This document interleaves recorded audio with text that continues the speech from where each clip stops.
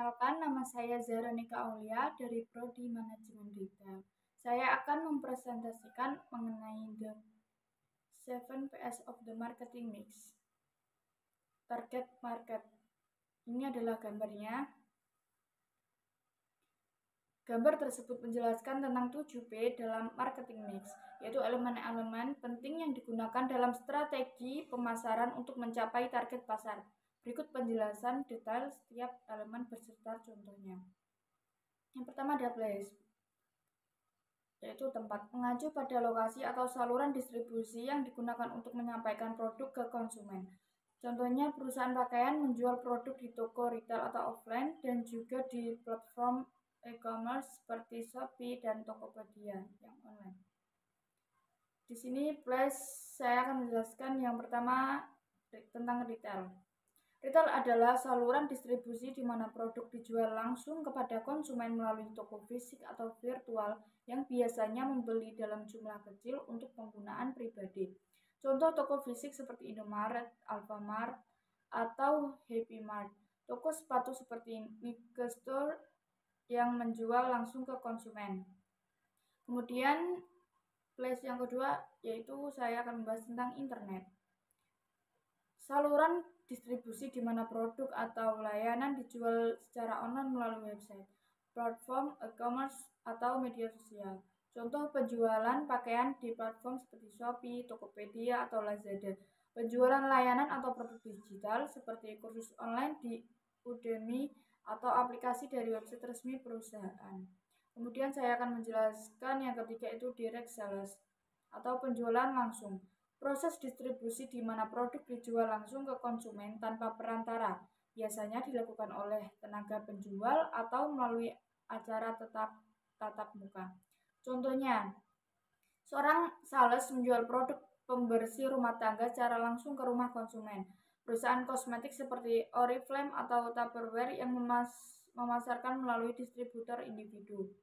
Kemudian ada peer, jaringan sebaya. Penjualan dilakukan melalui hubungan antar individu yang saling mengenal, misalnya teman, kolega, atau komunitas. Contoh, seorang teman menjual produk homemade seperti kue atau aksesoris melalui grup WhatsApp. Penjualan barang pre-loved atau bekas kepada teman atau komunikasi kecil melalui media sosial. Kemudian multi-channel atau saluran multi. Pendekatan distribusi di mana perusahaan menggunakan berbagai saluran, baik online maupun offline, secara bersamaan untuk menjangkau konsumen. Contoh, brand pakaian H&M yang menjual produk di toko fisik, website resmi, dan platform e-commerce seperti Zalora. Starbucks menjual kopi di kafe dan juga melalui aplikasi mobil untuk pemesanan.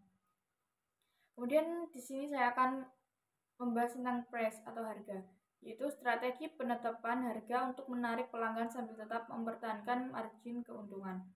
Harga premium untuk produk mewah seperti iPhone, harga penetrasi atau penetration pricing untuk produk baru agar cepat menarik pelanggan, seperti diskon besar pada layanan streaming baru. Baik, saya akan menjelaskan yang pertama tentang skimming. Strategi menetapkan harga awal yang tinggi untuk produk baru atau inovatif dan secara bertahap menurunkannya seiring waktu. Biasanya digunakan untuk memaksimalkan keuntungan dari pelanggan yang bersedia membayar lebih pada tahap awal. Contoh, Apple menjual iPhone dengan harga tinggi saat peluncuran, lalu menurunkan harga ketika model baru dirilis. Produk teknologi seperti TV OLED premium yang dijual dengan harga tinggi saat awal masuk pasar. Kemudian ada psikologikal atau psikologis, yaitu strategi yang menggunakan persepsi pelanggan terhadap harga untuk mengetahui keputusan pembelian. Biasanya harga diakhiri dengan angka seperti 9 atau 99 untuk membuatnya tampak lebih murah. Contoh, produk makanan ringan dijual dengan harga sebesar 9,999 agar terlihat lebih terjangkau dibanding 10.000. Ada contoh juga yaitu mobil ditawarkan dengan harga 299 juta agar lebih menarik dibandingkan 300 juta. Kemudian ada cost plus atau biaya tambahan. Strategi menetapkan harga dengan menambahkan margin keuntungan tertentu pada biaya produksi. Contoh, sebuah restoran menghitung harga makanan dengan menambahkan margin 30% di atas biaya bahan makanan. Produk pakaian yang dijual dengan menghitung biaya produksi 50.000 ditambah keuntungan 25.000 sehingga harganya 75.000.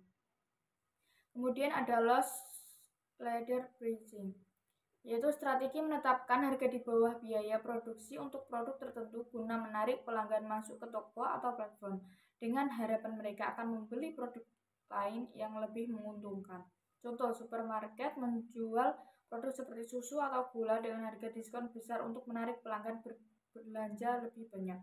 Konsol game seperti PlayStation dijual dengan harga rendah, tetapi keuntungan diambil dari penjualan game dan aksesoris. Kemudian ada penetrasi,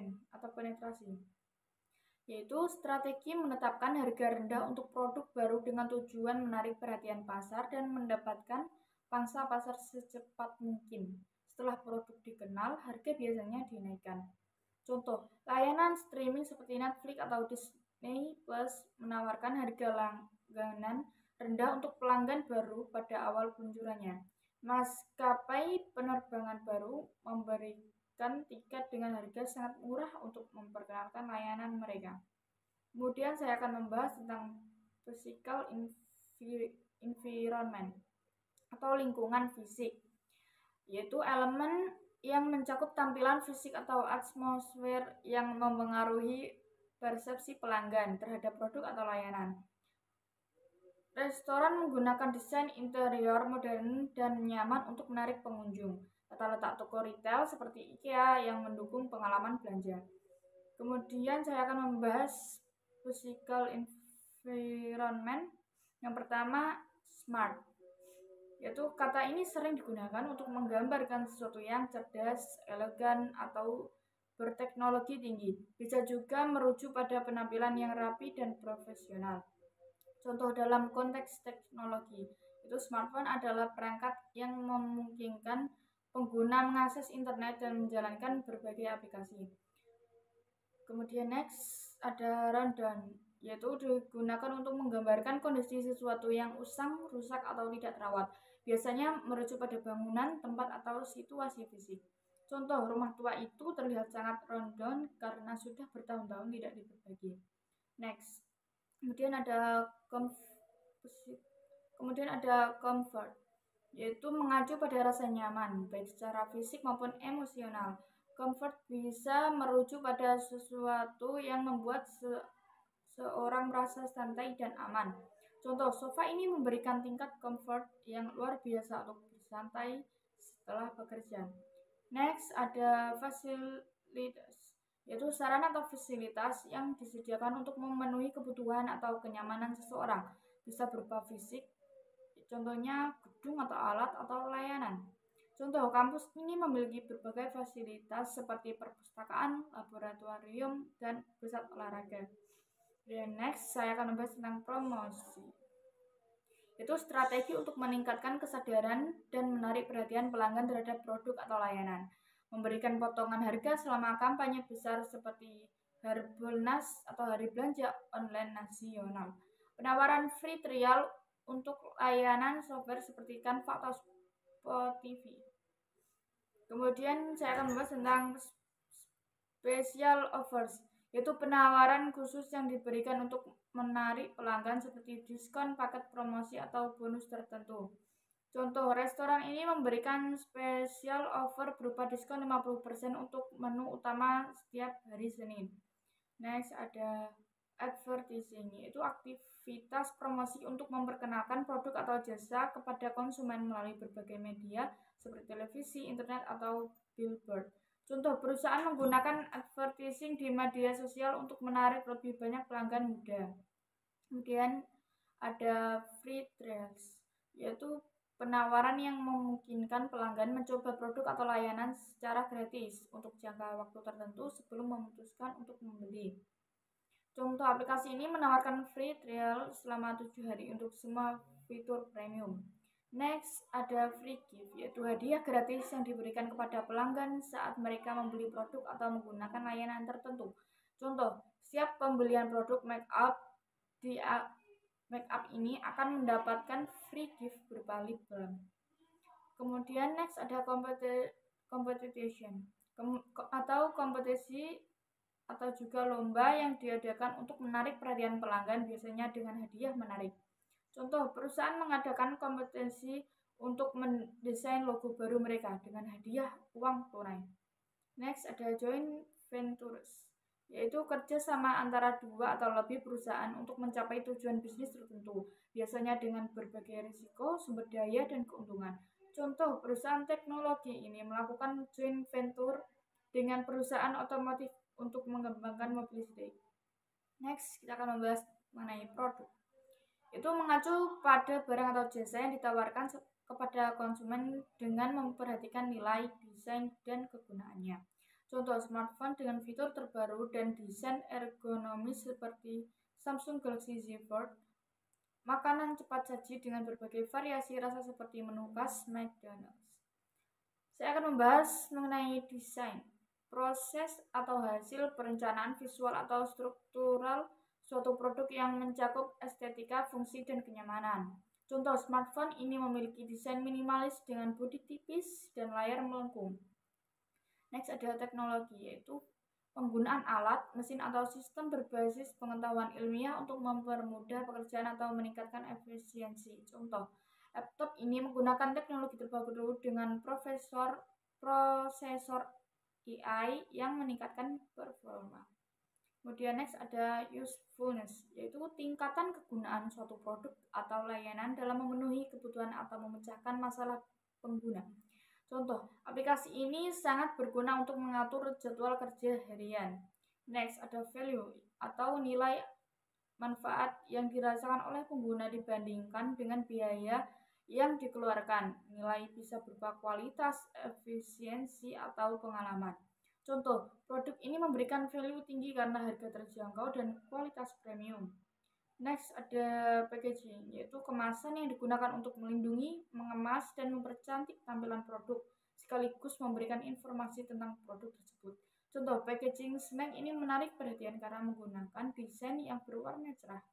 Next ada branding, yaitu proses menciptakan identitas dan citra produk atau perusahaan melalui nama, logo, slogan, dan strategi pemasaran untuk menarik pelanggan. Contoh, branding Apple dikenal dengan slogan Think Different dan fokus pada inovasi. Next, saya akan membahas mengenai proses, yaitu cara layanan atau produk disampaikan kepada pelanggan dengan efisiensi dan kepuasan. Maaf apabila saya bicara yang terlalu cepat karena PPT saya banyak. Maaf ya Pak. Mari, baik saya akan lanjut, yaitu proses pemesanan makanan cepat saji yang mudah melalui aplikasi seperti GoFood atau GrabFood. Sistem self-service di Starbucks yang memungkinkan pelanggan memesan langsung dari aplikasi. Baik, kemudian proses.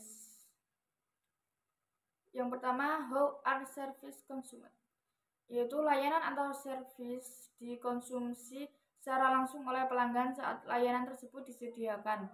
Berbeda dengan produk fisik, layanan bersifat tidak berwujud atau intangible, tidak dapat disimpan atau perishable, dan seringkali diproduksi serta dikonsumsi secara bersamaan.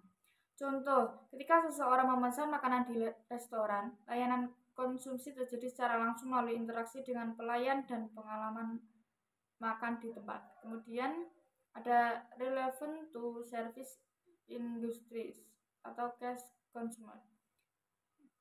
Istilah ini merujuk pada bagaimana konsep atau praktik tertentu. Misalnya, cara layanan dikonsumsi teknologi atau inovasi. Relevan untuk sektor industri yang menawarkan layanan bukan produk fisik. Industri ini meliputi berbagai sektor seperti perhotelan, transportasi, pendidikan, kesehatan, dan hiburan. Contoh industri perhotelan yaitu penggunaan aplikasi check-in online untuk memudah tamu adalah konsep yang relevan dan meningkatkan efisiensi layanan. Kemudian ada people, yaitu orang. Yang dimaksud People adalah pihak yang terlibat dalam penyampaian produk atau layanan termasuk karyawan dan staf pendukung. Contoh pelayanan ramah dan cepat oleh staf hotel berbintang. Tim customer service e-commerce yang responsif saat melayani keluhan pelanggan. Di sini ada beberapa elemen juga, yaitu employees. Karyawan adalah individu yang bekerja untuk suatu organisasi atau perusahaan dan diberi tugas tertentu untuk mencapai tujuan bisnis. Mereka dapat bekerja di berbagai bidang seperti produksi, administrasi, pemasaran, atau layanan pelanggan. Contoh, employees di sebuah restoran termasuk koki, pelayanan, dan petugas kebersihan. Kemudian ada manajemen, yaitu proses perencanaan, pengorganisasian, pengarahan, dan pengendalian sumber daya seperti manusia, keuangan, dan material untuk mencapai tujuan organisasi secara efisien. Contoh, tim manajemen perusahaan bertanggung jawab untuk merancang strategi pemasaran baru. Dan ada kultur, yaitu budaya dalam konteks organisasi adalah nilai, norma, kepercayaan, dan praktik yang membentuk cara karyawan bekerja dan berinteraksi dalam perusahaan. Budaya organisasi memengaruhi lingkungan kerja dan produktivitas. Contoh, perusahaan teknologi ini memiliki kultur inovasi di mana karyawan didorong untuk mencoba ide-ide baru. Next, ada customer service. Layanan pelanggan adalah dukungan atau bantuan yang diberikan oleh perusahaan kepada pelanggan sebelum, selama, dan setelah pembelian produk atau layanan. Fokusnya adalah memastikan kepuasan pelanggan. Contoh customer service bank tersebut sangat responsif dalam membantu nasabah mengatasi masalah. Kesimpulan dari 7B adalah kerangka kerja penting yang membantu perusahaan mengembangkan strategi pemasaran yang efektif dan menyeluruh ke ketujuh elemen ini: place, price, physical environment, promotion, product, process, dan people, saling melengkapi untuk menciptakan pengalaman pelanggan yang optimal, meningkatkan nilai produk atau layanan, serta mencapai target pasar dengan lebih efisien. Dengan mengelola setiap elemen serta strategis, perusahaan dapat memenuhi kebutuhan konsumen, membangun loyalitas, dan mencapai keunggulan kompetitif di pasar. Baik. Maaf apabila presentasi saya terlalu cepat karena PPT-nya juga lumayan banyak. Apabila ada salah dalam ucapan saya mohon maaf. Wassalamualaikum warahmatullahi wabarakatuh.